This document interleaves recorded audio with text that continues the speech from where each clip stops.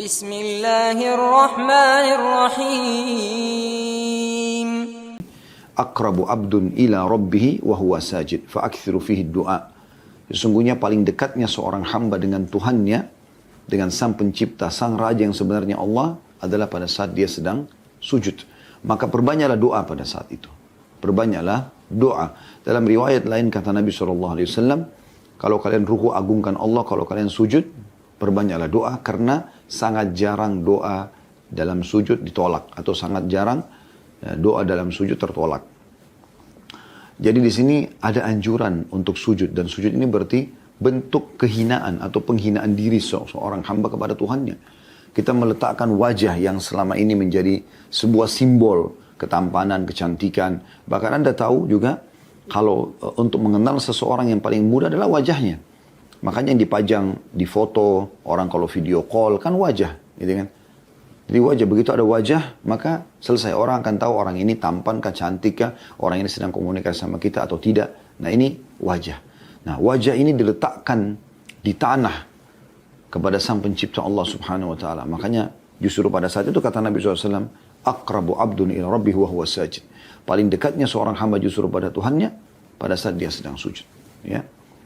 Dan dalam salah satu doa sujud, kita dianjurkan membaca selain Subhana Rabbiyal A'la, Maha Suci Tuhanku yang Maha Tinggi, ada doa yang lain, Allahumma laka sajadtu, ya Allah kepadamu lah aku sujud, wabika amantu, kepadamu aku beriman, walaka aslamtu, kepadamu aku menyerahkan diri, sajada wajhi, telah sujud wajahku, lilladzi khalaqahu wa sawwarah, yang telah menciptakan dan juga membentuknya, alis seperti ini, mata seperti ini, hidung, mulut, bibir, dagu, pipi, dan seterusnya. Ya. Fatabarakallahu Rabbul Alamin, maka maha berkah Tuhan, Allah, Tuhan alam semesta. Jadi di sini pengakuan bahwasanya wajah itu diciptakan oleh Allah Subhanahu wa taala. Itu kita ucapkan pada saat kita sedang sujud, ya. Dinukil bahwasanya Nabi SAW paling banyak melakukan sujud, ya. Dan juga dinukil dari para sahabat pada saat mereka punya hajat-hajat, mereka sujud kepada Allah Subhanahu wa taala. Dan juga para tabi'in, dinukil dari Sufyan ats-Tsauri rahimahullah, salah satu ulama di Mekah, beliau kalau punya hajat, beliau tidak mengangkat kepalanya dari sujud sampai dia merasa Allah sudah menerima hajat-hajatnya. Dari sujud ini atau dari sabda Nabi SAW, fa'akthiru minas sujud, perbanyaklah sujud, diambil juga pelajaran lain, bahwasanya ada perintah untuk memperbanyak sujud, baik itu sujud dalam sholat wajib dan sholat sunnah, ataupun sujud-sujud lain yang di luar sholat, seperti sujud syukur, sujud tilawah, ya. Dikatakan, nanti akan kita jelaskan panjang lebar masalah sujud dalam sholat, insya Allah. Tapi kita titik beratkan sujud syukur. Dikatakan dalam riwayat-riwayat yang sahih, kalau baginda Nabi SAW mendapatkan informasi yang menggembirakan, maka beliau SAW langsung sujud, walaupun tidak ada wudu di sini, ya. Sebagai tanda syukur kepada Allah Subhanahu wa taala, dikenal dengan sujud syukur, ya.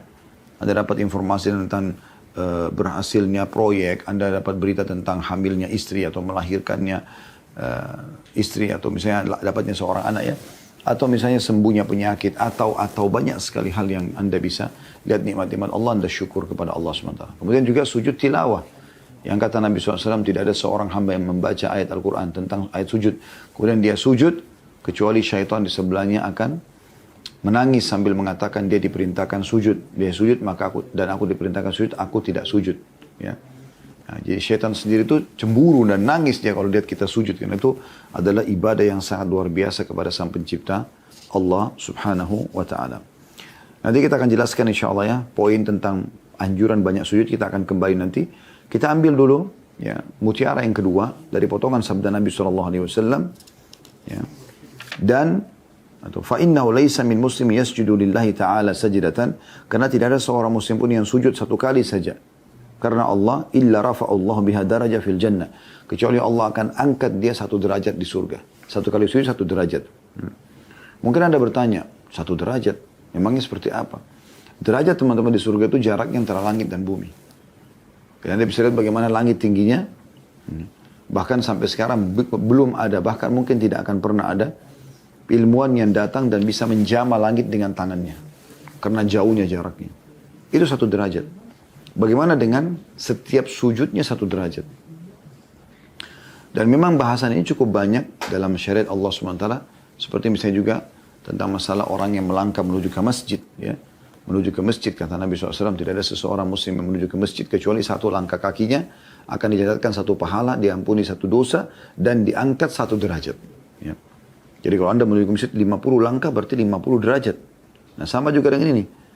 Anda kalau sujud, ya kita hitung misalnya subuh, sholat wajib aja. Subuh berarti Anda 4 kali sujud. Di rakaat pertama kan 2 kali, rakaat kedua 2 kali, berarti 4 kali sujud.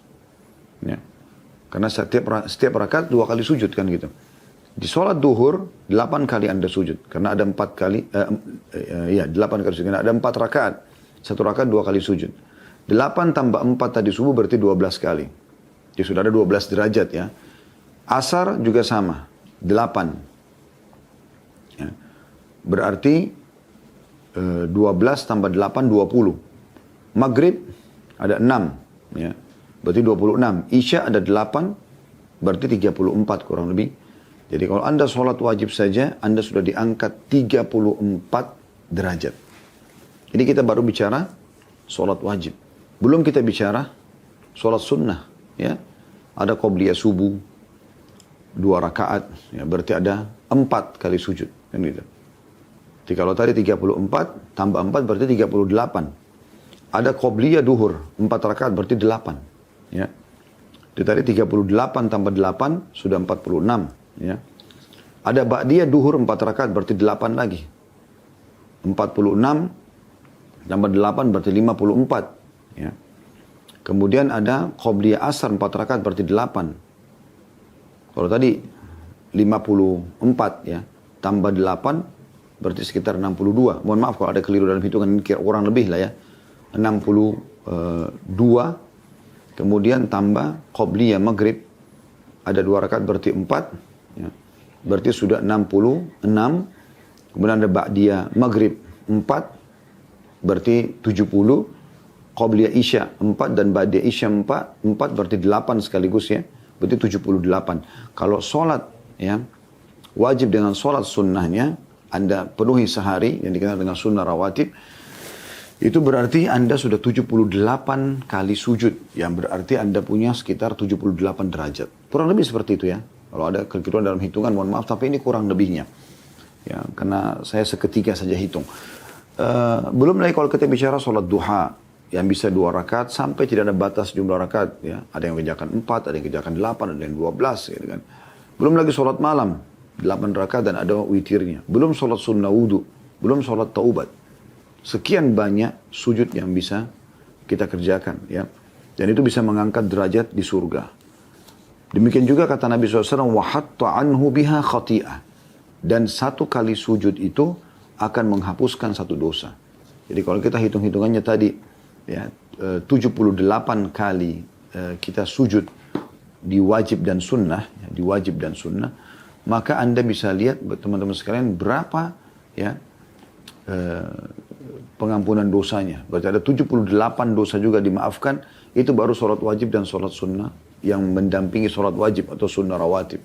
Ya, bagaimana dengan diikuti dengan sunnah-sunnah yang lain seperti duha, seperti sholat malam, tadi sholat wudu, sholat taubat. Ini semuanya tahiyat masjid ya.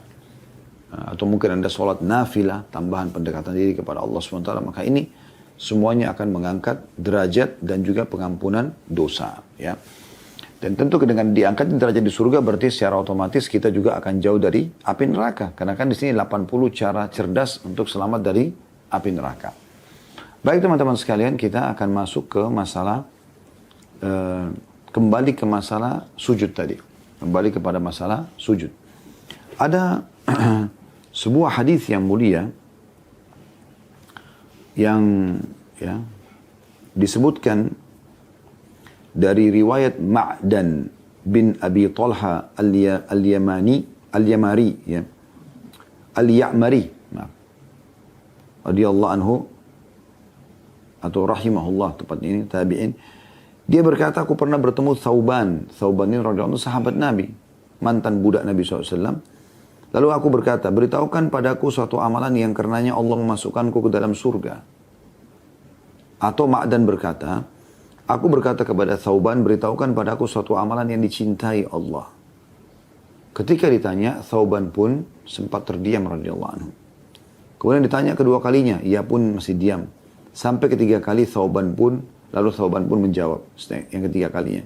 Aku pernah menanyakan hal yang ditanyakan tadi kepada Rasulullah SAW dan beliau bersabda, Alaika bikathratas sujudi, fa innaka la tasjudu lillahi sajdatan illa rafa'aka Allahu biha daraja, wa hatta anka biha khati'ah.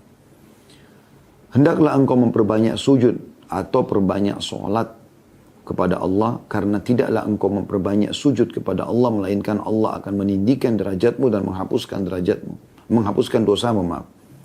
Lalu Ma'dan berkata, aku pun pernah bertemu Abu Darda dan bertanya hal yang sama. Lalu sahabat Abu Darda menjawab sebagaimana dijawab oleh Thauban kepadaku. Hadis ini diriwayatkan Muslim nomor 488. Hadis ini menunjukkan teman-teman tentang keutamaan sujud terutama dalam sholat. Ya. Dan dianjurkan untuk memperbanyak sholat itu.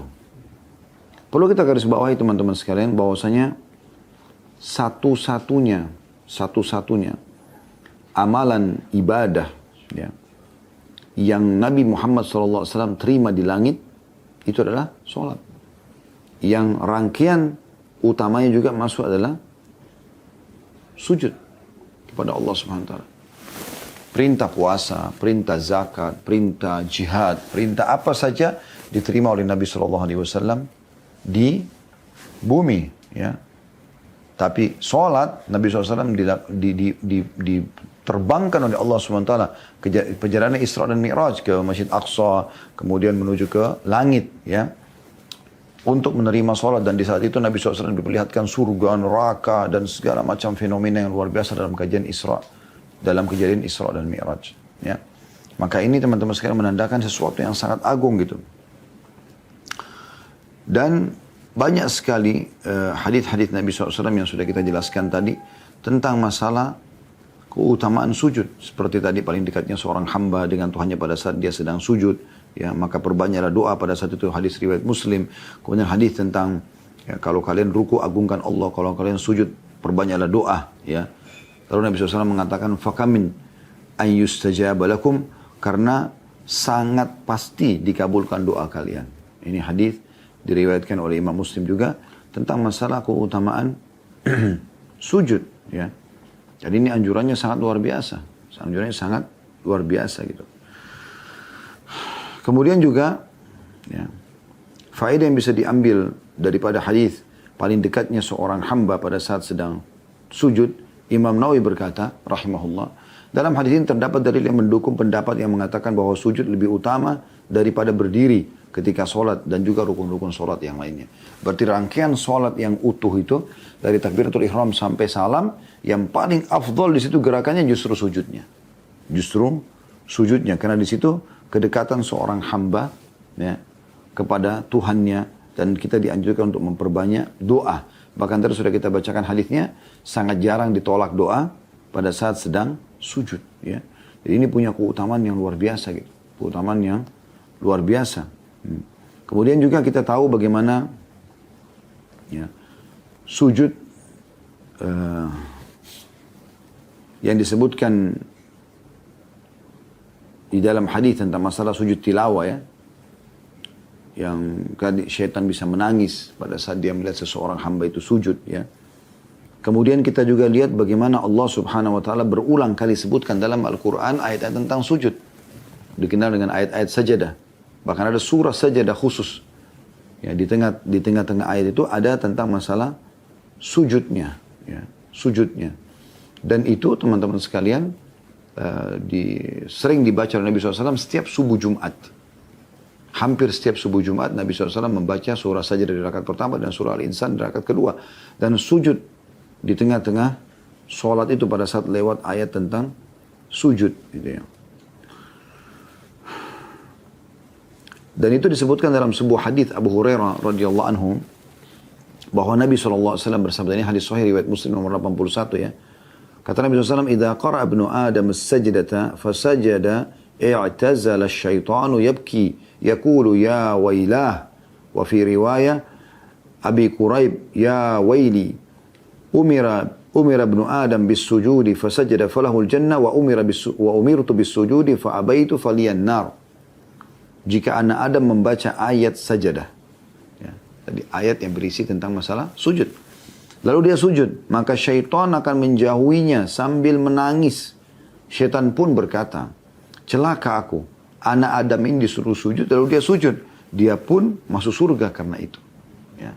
Ini berarti memang sujud menyelamatkan dari neraka, sebagaimana langkah kita, karena dia akan masuk surga. Kalau masuk surga berarti selamat dari neraka, kan gitu. Sedangkan aku diperintahkan, kata syaitan, untuk sujud, namun aku enggan sehingga aku pantas mendapatkan neraka. Hadis ini sekali lagi sahih riwayat Imam Muslim. Ya. Berarti memang dia sebuah ibadah yang luar biasa gitu. Ya. Kemudian juga dalam riwayat lain tentang masalah dikeluarkannya dari neraka, ya, orang-orang yang mentauhidkan Allah dan orang yang memiliki tanda sujud di wajahnya itu tidak akan dibakar oleh api neraka. Dalam sebuah riwayat Bukhari dan juga Muslim, Imam Bukhari riwayatkan nomor 7437 dan Muslim 182, disebutkan bahwasanya Abu Hurairah radhiyallahu anhu berkata, Rasulullah SAW bersabda, hatta idza faragallahu minal qada'i bainal ibadi wa arada an yukhrija bi rahmatihi man arada min ahli nar. Pada saat Allah sudah selesai menentukan keputusan pada hamba-hambanya di hari kiamat nanti, ya, dan dia hendak dengan rahmatnya, ya, mengeluarkan siapapun dari api neraka yang dia inginkan, amaral malaikata an yukhriju minan nari man kana la yusyriku billahi syai'a. Maka Allah pun memerintahkan para malaikat untuk mengeluarkan dari api neraka siapapun yang tidak pernah menyekutukan Allah dengan sesuatu apapun. Mimman aradallahu ta'ala ayyarhamahu. Dari siapapun yang Allah ingin kasihani dia. Yaqulu la ilaha. Mimman yaqulu la ilaha illallah. Dari yang mengucapkan la ilaha illallah. Faya'rifunahum finnari bi'atharis sujud. Maka mereka pun dikenal oleh para malaikat dalam neraka dari bekas-bekas sujud mereka. Ya. Ta'kulun nara min ibni Adam illa athar sujudi. Harramallahu ala nari an ta'kula athar sujud. Neraka akan membakar seluruh tubuh anak Adam kecuali bekas sujudnya, karena Allah telah mengharamkan neraka untuk membakar bekas sujud. Ya. Jadi bekas sujud itu ada di wajah, ya, terlihat gitu. Karena memang dia sering sujud, Allah SWT berikan dia cahaya di wajahnya gitu. Dalam Sahih Muslim, An-Nawawi menyebutkan sebuah bab keutamaan sujud dan dorongan untuk melakukannya. Dari Thauban, bekas budak Rasulullah SAW, ditanya, ya, oleh Ma'dan bin Abi Talha al-Yamari. Tadi sudah kita sebutkan riwayatnya ini, ya. Pada saat dia menyampaikan bahwasanya Nabi SAW mengatakan, alaika bikathrati sujud, perbanyaklah sujud, ya. Fa innaka la tusjudu lillahi sajdatan illa rafa'akallah biha darajah. Karena kalau kau sujud satu kali, Allah akan angkat kau satu derajat, hatta angka biha khati'ah, dan Allah akan hapuskan darimu dosa-dosa. Ya. Juga ada seorang sahabat yaitu Rabi'ah bin Ka'ab al-Aslami radhiyallahu anhu. Ini orang yang mulia sekali. Dia pernah melayani Nabi SAW, kemudian dia bilang, ya, waktu dia sudah melayani, dia siapkan air wudhunya Nabi SAW di malam hari untuk sholat segala macam. Terus Nabi bilang, mintalah sesuatu, ada yang kau mau mintalah. Maka dia mengatakan, ya Rasulullah, saya ingin bersama anda di surga. Kata Nabi SAW, ada keinginan lain enggak? Dia bilang, tidak ada ya Rasulullah, itu udah keinginan saya. Saya mau di surga nanti bersama dengan anda. Udah itu saja. Apa kata Nabi SAW? Fa'inni ala nafsika bikathratis sujud.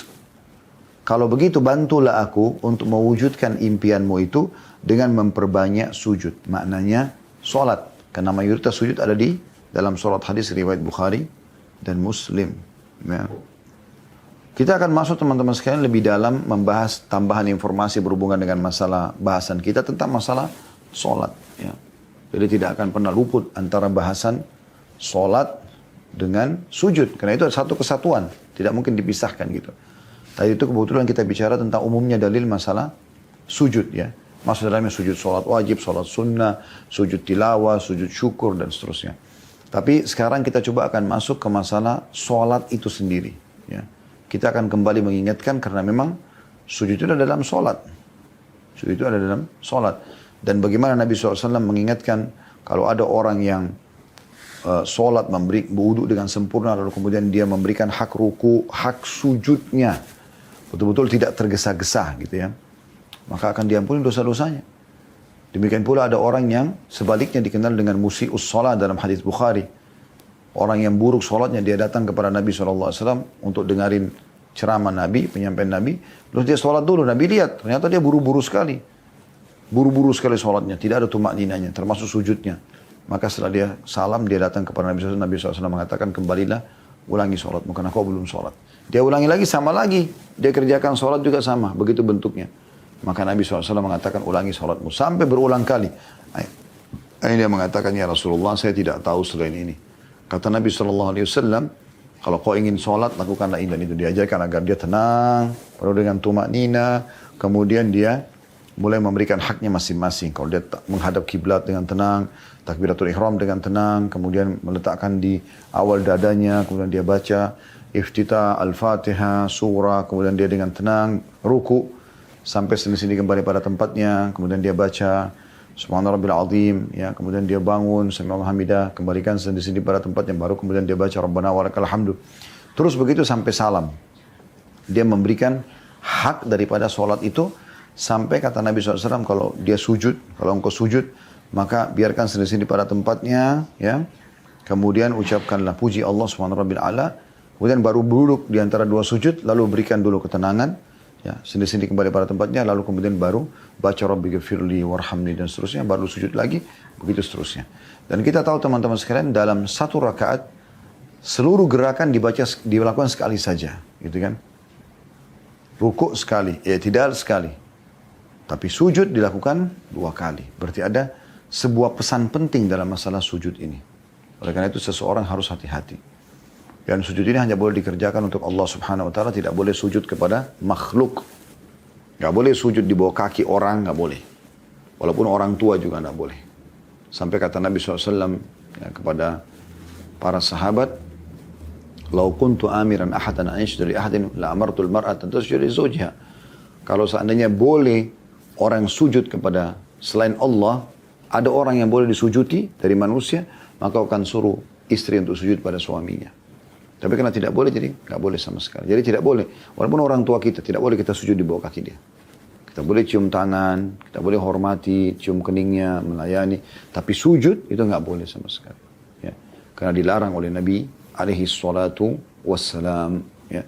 Baik, teman-teman sekalian, kita akan masuk melanjutkan bahasan kita dan tambahan informasi yang perlu kita tambahkan, yaitu tentang masalah sholat 5 waktu. Walaupun kita sudah sempat menyinggung di cara yang kedua ya, dalam menyelamatkan diri dari api neraka. Namun ini lebih khusus lagi, kita akan memilih beberapa buah hadis karena ada singgungan masalah sujud ya, yang mudah-mudahan ini menambahkan informasi buat kita. Hadis dengan sanad sahih li ghairihi, atau menjadi sahih karena dikuatkan dalam riwayat yang disebutkan oleh Syekh Albani rahimahullah dalam kitab Sahih At-Targhib Tarhib, tepatnya dalam kitab salatnya, yang berbunyi dari Abu Sa'id Al-Khudri radhiyallahu anhu bahwa dia mendengar Nabi Muhammad SAW bersabda, "As-salawatul khamsu kaffaratun lima bainahuma." Sesungguhnya salat 5 waktu itu pembersihan dosa di antaranya. Di antaranya itu di antara subuh ke duhur, duhur ke asar, asar ke maghrib, maghrib ke isya, isya ke subuh lagi. Ya, dan juga gerakan-gerakan dikerjakan dalam sholat itu berpengaruh. Di antaranya juga masalah sujud di sini. Thumma qala Rasulullah SAW, kemudian Nabi SAW bersabda, "Ara'aita law anna rajulan kana ya'tamil wa kana baina manzilihi wa baina mu'tamilihi 5 anhar. فإذا أتى معتمله عمل فيه ما شاء الله فأصابه الوسخ أو العرق فكلما مر بنهر اغتسل ما كان ذلك يبكي من درنه فكذلك الصلاة كلما عمل خطيئة فدعا واستغفر غفر له ما كان قبلها."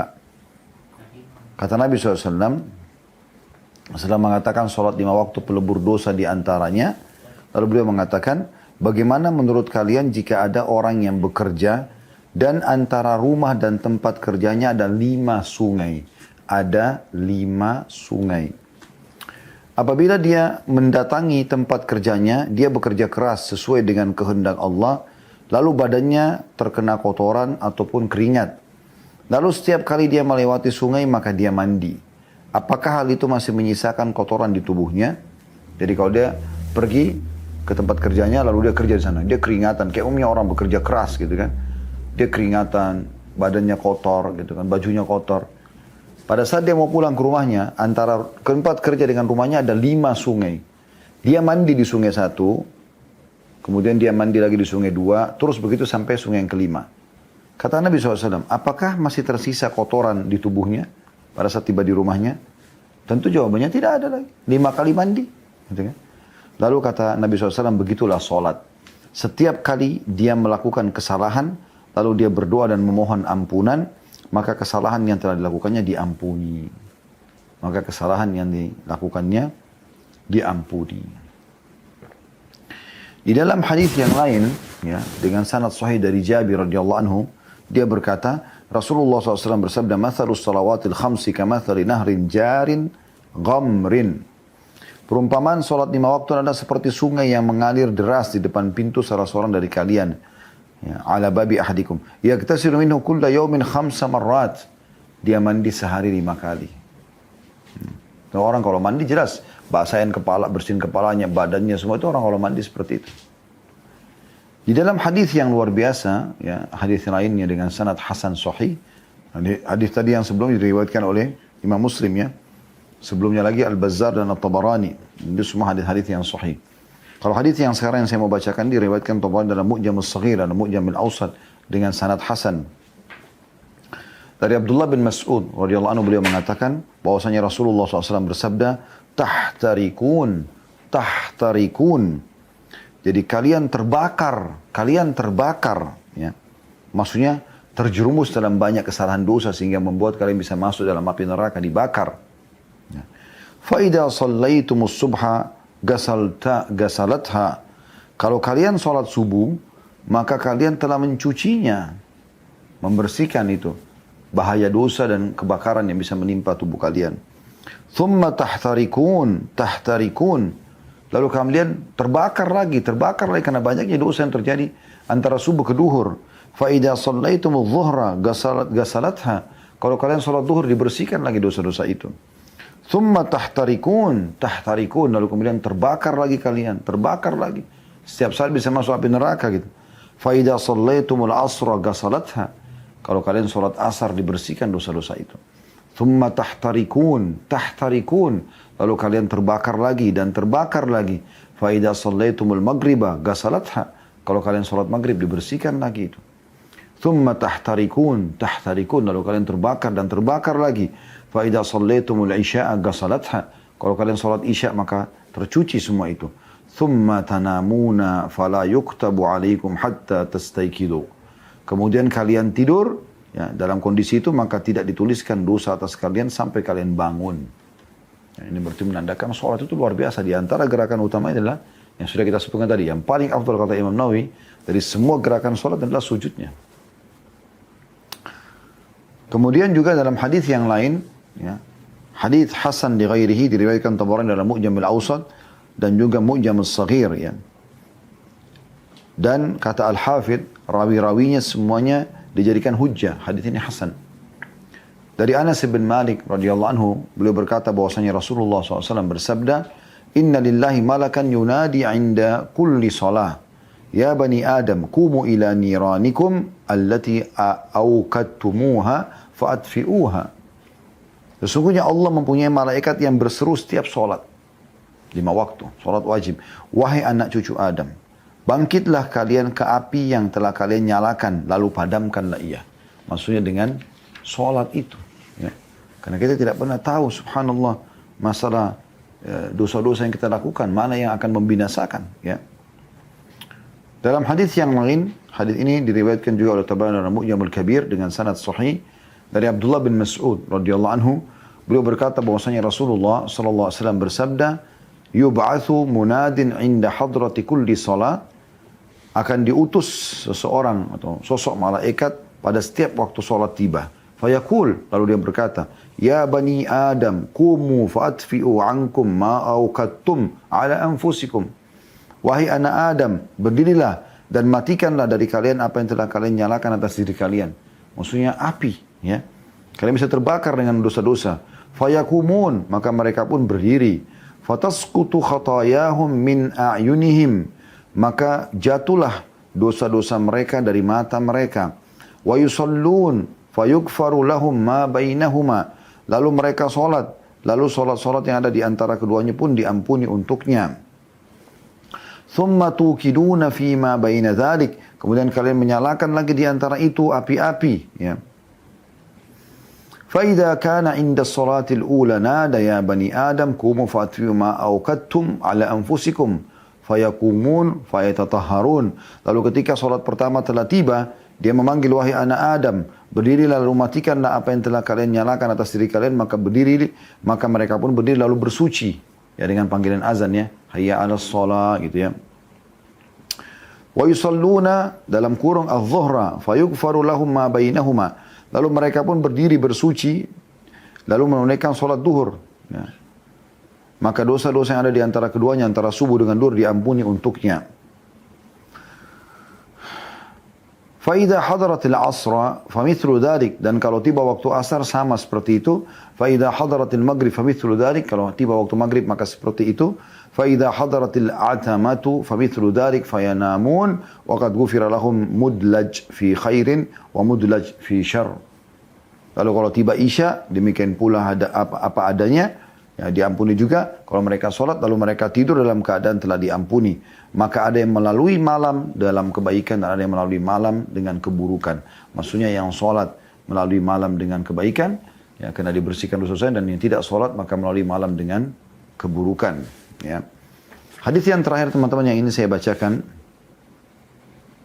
atau dua buah hadis, ya, yang akan saya bacakan berhubungan dengan masalah ini, yaitu hadis, ya, mauquf ini sampai ke sahabat Salman radhiyallahu anhu, dan dia sahih li ghairihi, sebagaimana disebutkan oleh Syekh Albani dalam Sahih Targhib wa Tarhib, yang berbunyi kata Salman, hafidhu ala hadhis salawatil khams, jagalah selalu salat 5 waktu kalian ini. Dan sudah kita bahasakan tadi, puncak yang terbaik dari seluruh gerakan salat adalah sujudnya. Fa innahunna kaffaratun li hadhil jirahat ma lam tusabil maqtala, karena sungguhnya salat 5 waktu itu pelebur bagi luka-luka atau dosa-dosa kecil selama dosa-dosa besar dihindari. Hadis ini diriwayatkan Tabarani dalam Mu'jamul Kabir, ya. Jadi maksudnya di sini dosa-dosa besar butuh taubat nasuha, tapi selama dosa kecil maka akan dibersihkan semuanya, ya. Kemudian hadis yang terakhir yang saya bacakan, dan setelah ini insyaallah kita akan buka pertanyaan. Hadis yang diriwayatkan oleh At-Tabarani juga dalam Mu'jamul Kabir dan Mu'jamul Awsat, ya, dengan sanad hasan sahih dari Salman Al-Farisi radhiyallahu anhu, beliau mengatakan bahwasanya Rasulullah sallallahu alaihi wasallam bersabda, innal muslima yusalli wa khatayahu marfu'atun ala ra'si. Sesungguhnya setiap muslim kalau yang melaksanakan salat, atau setiap muslim melaksanakan salat, maka dosa-dosanya akan terangkat di atas kepalanya. Kullama sajada tahatu anhu.